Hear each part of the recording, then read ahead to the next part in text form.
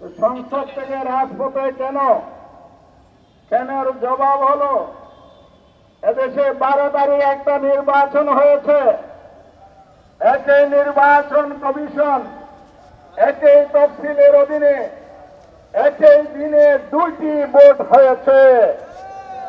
জনগণ ভোট দিয়েছে কিসে?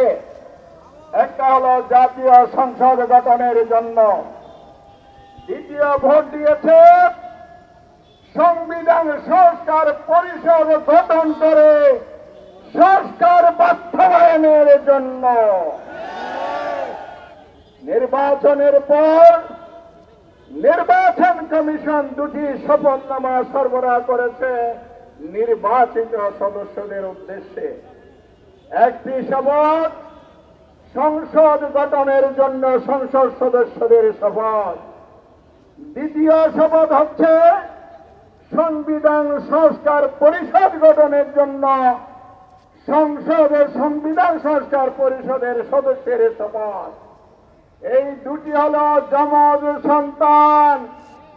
বাইপোডার 12 ফেব্রুয়ারি 26-এর নির্বাচন, কিন্তু বিএনপি সুকৌশলে সংসদে শপথ নিয়েছেন, সাংবিধানিক পরিষদের শপথ নেন নাই, গণভোটকে অমান্য করেছেন, অবজ্ঞা করেছেন, জাতিকে অপমান করেছেন।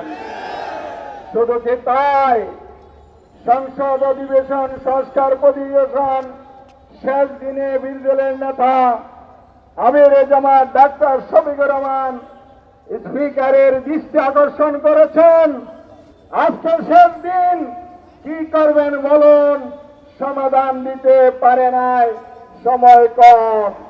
আমাদের বার্তা সুস্পষ্ট।